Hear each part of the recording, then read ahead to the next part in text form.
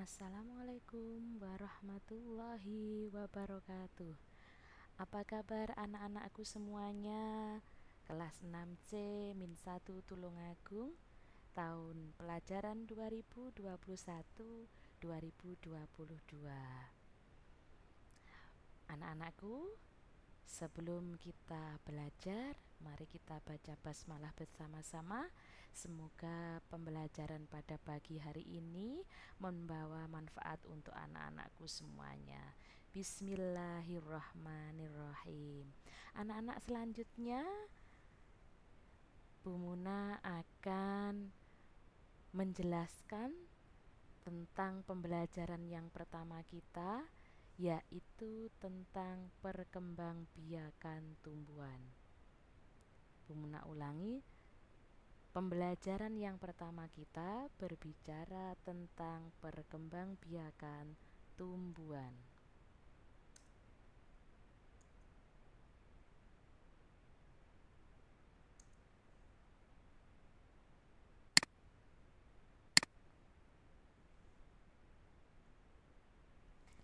Kita lanjutkan anak-anak.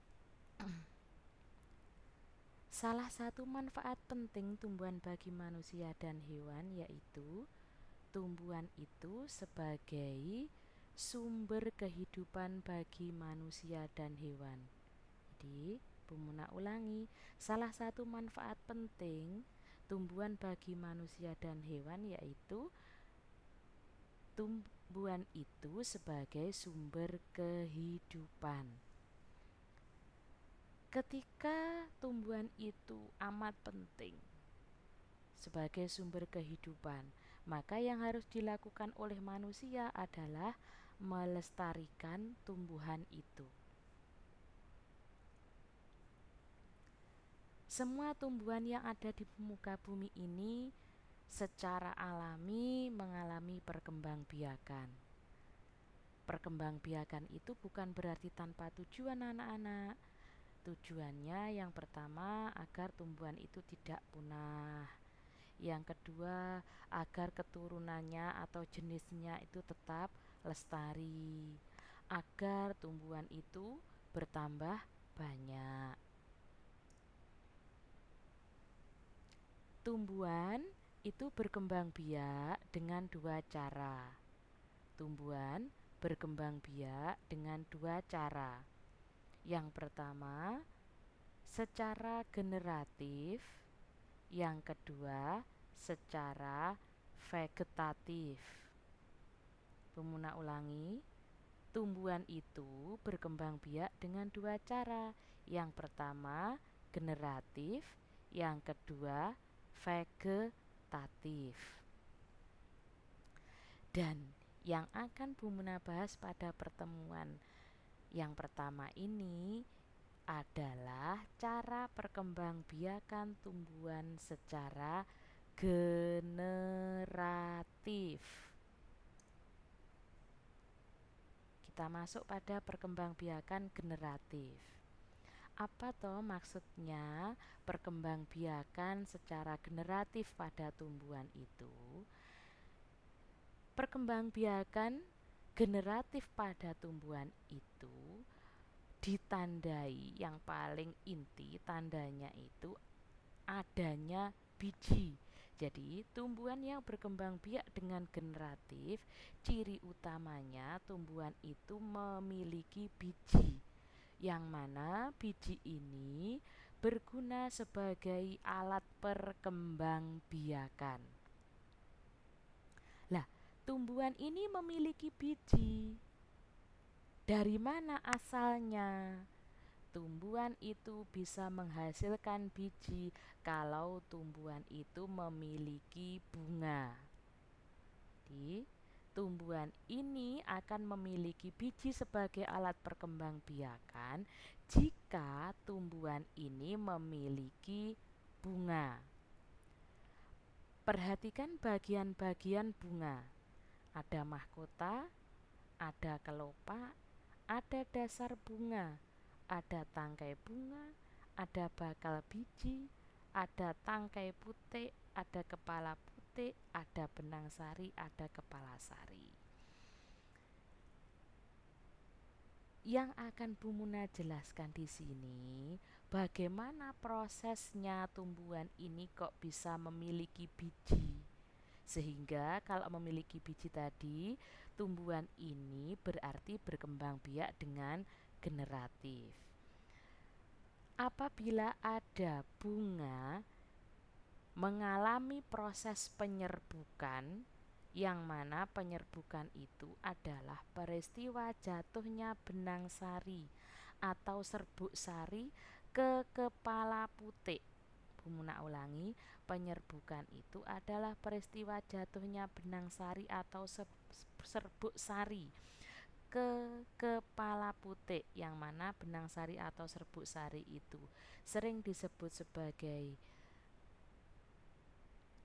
sel kelamin jantan pada tumbuhan, sedangkan kepala putik itu adalah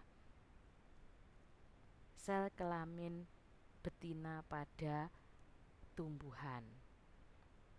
Jadi, peristiwa jatuhnya benang sari ke kepala putik atau peristiwa jatuhnya serbuk sari ke kepala putik itu disebut penyerbukan. Ketika nanti sudah terjadi penyerbukan, maka akan terjadi yang namanya pembuahan. Ketika terjadi pembuahan, maka secara otomatis nanti terjadilah biji. Kita lanjutkan. Ini adalah contoh tumbuhan yang berkembang biak dengan generatif yang alat perkembangbiakannya merupakan biji. Ini biji jagung. Ini bunga jagung. Jadi sebelum menjadi biji jagung, bunganya ini terlebih dahulu mengalami proses penyerbukan. Ini pohon kelapa. Ini adalah buah kelapa, yang mana ini nanti jika ditanam menjadi individu yang baru, menjadi kelapa-kelapa yang baru. Sebelum menjadi kelapa, ini bunga kelapa ini mengalami proses penyerbukan. Ini adalah kacang. Di dalam kacang ini ada biji kacang. Sebelum menjadi kacang ini berarti berbentuk bunga. Bunga kacang mengalami proses penyerbukan, maka nanti akan menjadi kacang ini. Di dalam kacang ada bijinya, dan bijinya menjadi alat perkembang biakan.